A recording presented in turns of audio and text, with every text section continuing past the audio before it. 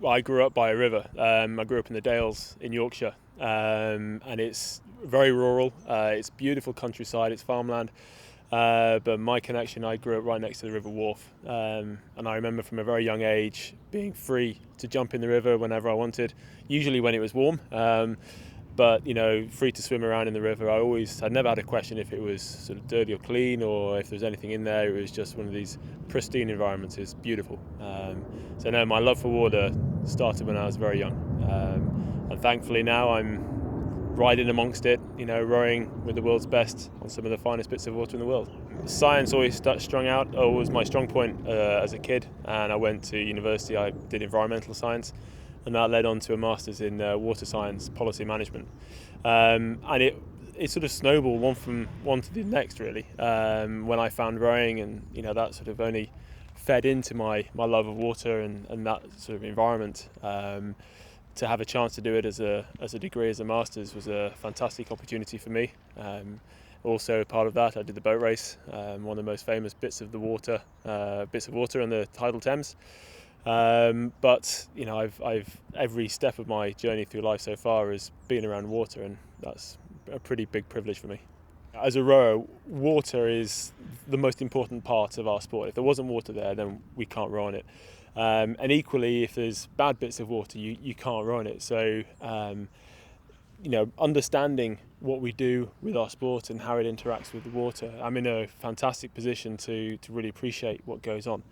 But it crosses all sorts of sports.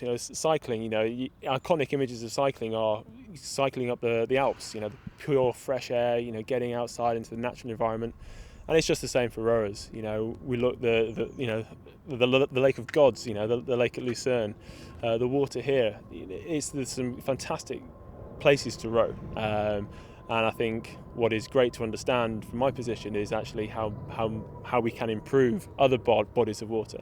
The tidal Thames is having a big struggle at the moment trying to keep clean, or to get cleaner. And my work, being an athlete, with the history I've been lucky enough to have in this sport, I can really use that and really sort of inspire people, hopefully, to make the Thames cleaner, to make all the bodies of water that we have accessible to this sport cleaner, and hopefully that will be a benefit for everybody. The big thing about water is that it's perceived as a human right. Everyone has access to water, which is absolutely fundamental. The problem comes when water has to be treated, and the costs for that, and what people or organisations have to do, and what processes need to be put in place to make sure that water is the best quality it can be. And when you get big communities coming together, like London, it's a real challenge to make sure that a little bit of waste here, a little bit of waste there, doesn't all pool together in one body of water. So you have to really try and open people's eyes to what that body of water is experiencing and how difficult it is to keep that body of water clean. And if you can express that, articulate it, put it across, and really get the message of what people can do to help maintain water quality, then we're really moving forward. That's the essence of what we're trying to do. But it's such a big challenge to change people's perspectives, for people to understand what the potential is and what we can do as a community, as a group. Then we have something very powerful. This is our home regatta. This is our home venue, Eton Dorney.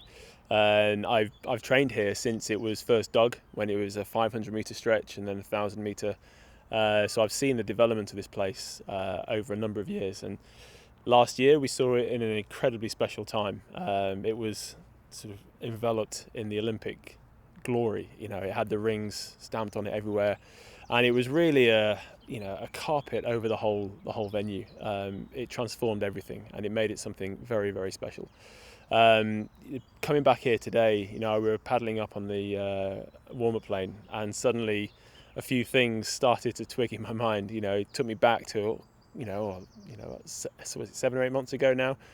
I remember feeling the same things, and I was like, oh, thank God I'm not feeling that now. I wasn't quite as nervous, but it's great to see Dorney back in its sort of natural environment. This is how I always remember it, and this is how it is.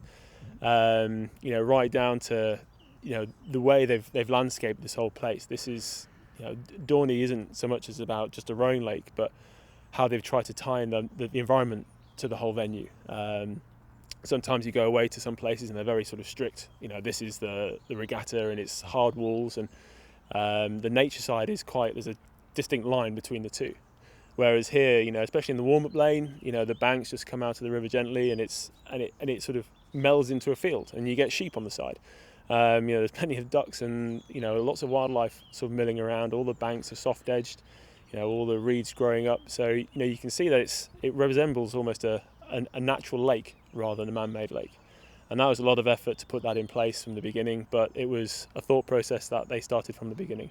Like I said, I've seen that develop over the last decade, and seeing how it's growing now, how all the trees are maturing, it's turning into a fantastic venue, and not just because it's a good rowing lake, but because it's a great place that mixes with the environment.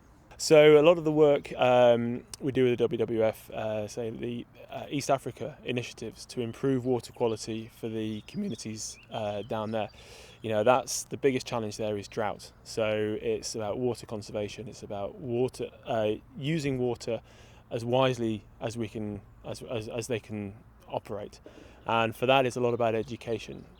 On our part, it's finding out what are the best practices that can be used, and then educating and passing that knowledge on so that they can then use that water much more effectively, and become more resilient to drought, and hopefully create a more sustainable way of life.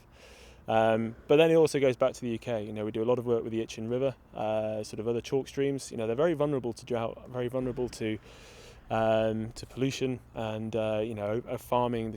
All the nutrients that go into it. We have to be very careful about how those environments develop.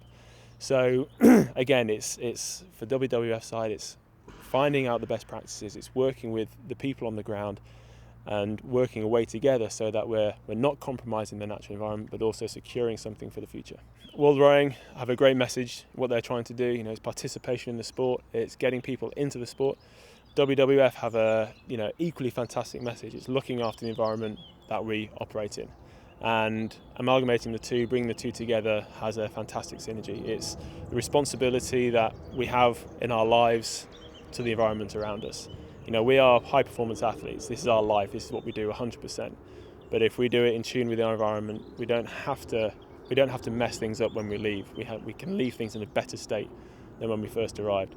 And the work between FISA, between World Rowing and the WWF really bring that to the fore. And I think the work that they'll do in the future, the work they've done already, will only help enhance our understanding of the environment around us, but it will help, immeasurably as we go forward. And I think as a pioneering partnership, I think it's a really big step forward, and I look forward to other sports following their lead.